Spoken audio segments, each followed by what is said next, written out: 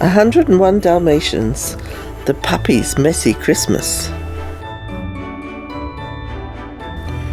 One winter evening, Pongo and Perdita were watching TV with their puppies when a rustling noise in the hallway caught their attention.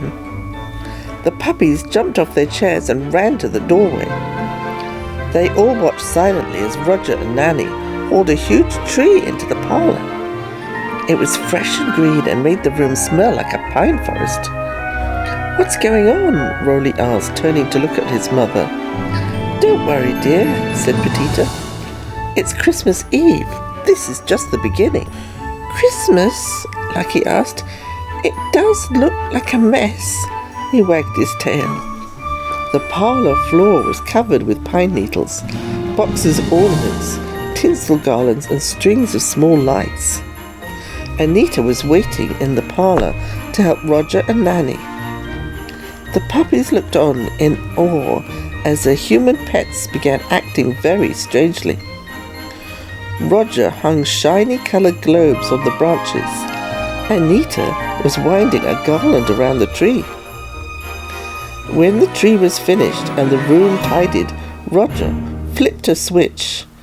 The lights and shiny ornaments cast a magical glow about the room. The puppies looked wide-eyed at the tree.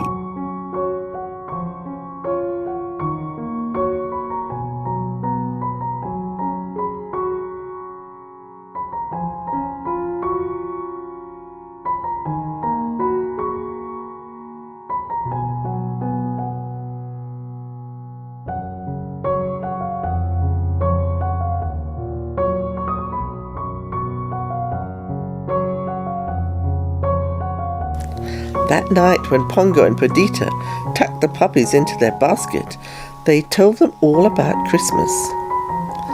"It's a time when people show their families and friends how much they care for them," Pongo said. He explained how humans sent cards, baked cookies and fruitcakes, and sang festive carols.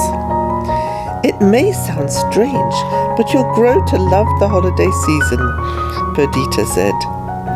She nuzzled Patch, who let out a yawn. "Ooh, especially the beef bones left over from dinner," Pongo added. "Bones?" Patch said, poking up. His father smiled. "And that's not all," Perdita continued.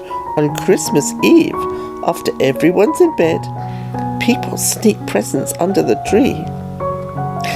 "Presents?" all the puppies said at once.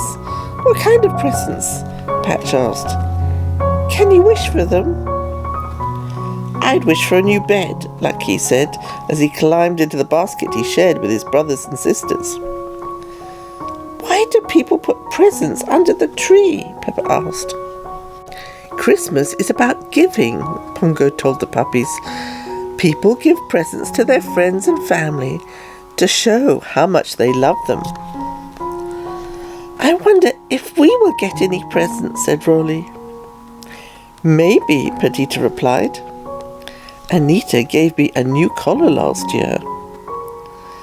"And I got a red ball," said Pongo. "I hope someone loves us," said Penny. "You're all loved whether or not there are presents under the tree," Perdita said. "Now, time for bed. Tomorrow is a big day." On Christmas morning, the puppies woke at dawn. They crept into the parlour. Sure enough, there were piles of brightly wrapped packages under the tree.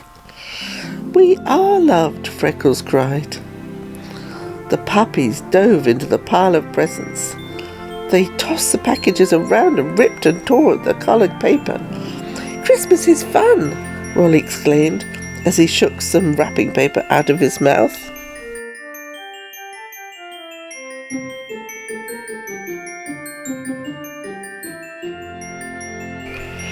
Lucky pulled open a box. "Perfume," he said, and wrinkled his nose. Penny dragged a spotted necktie out of some tissue paper. "What do I need with more spots?" Freckles held up a lace handkerchief. "What is this for?" he asked. Just then they heard Roger and Annie's voices in the hallway. The puppies looked at each other in alarm. "Let's get out of here," Rolly said. The puppies scampered around the room, hiding behind the sofa, under the chairs, and in the folds of the curtains. The puppies trembled when they heard Roger's footsteps. He stopped in the doorway. "What on earth?" he said. Anita walked up beside him. "Oh dear," she cried. "Perdita, Pongo," Roger called out. "Where are you?" The puppies heard the click of the parents' claws on the wooden floor as they scurried toward the parlour. When they came into the room, Pongo said "woof," and Perdita repeated "woof." The puppies looked at each other uncertainly. "We're in for it now," Lucky whispered. Then they heard something strange. Anita started to laugh. Roger said with a cackle, "Looks like we had some help opening the gifts." "Wasn't that kind of the puppies?" Nanny said as she walked into the room and saw the mess of paper and ribbon. "I wonder where they've got off to," Roger said with a twinkle in his eye. "Here, pups." "There are still so many boxes to unwrap," Anita said, shaking her head. "I do wish they'd come out and help." The puppies slowly crept out from behind their hiding place and gathered round the tree. Roger pointed the packages. "Go for it, boys and girls." "Yip, yip!" The puppies attacked the presents, tearing into the bright wrappings and the tangled ribbons.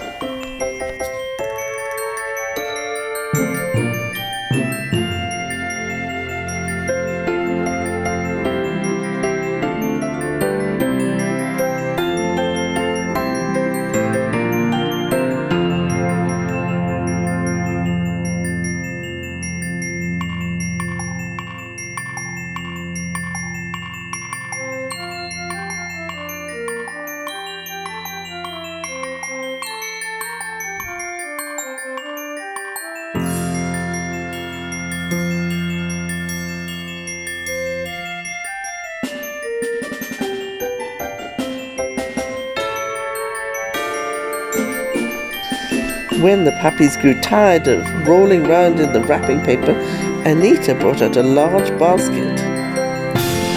"Sorry we didn't have time to wrap these," she said, but then she smiled. "Maybe you've done enough work for today." She handed each puppy a squeaky toy. From the bottom of the basket, she pulled out 2 Christmas sweaters for Pongo and Perdita.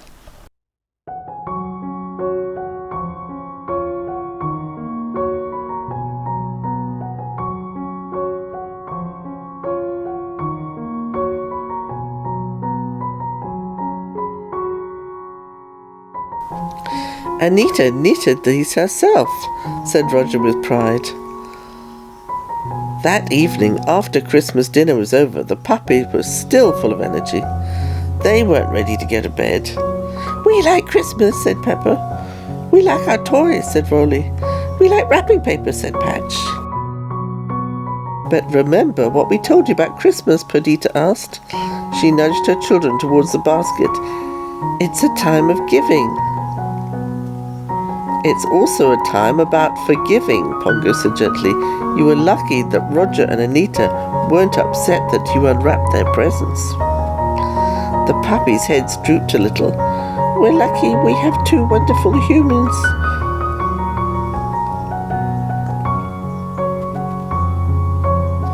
"We're lucky we have 2 wonderful humans," Perdita said softly. "That is the best present of all." The puppies raised their eyes to their mother hopefully. "We are loved," Penny said. She smiled. "You're all, each and every one of you, loved," Perdita assured her children.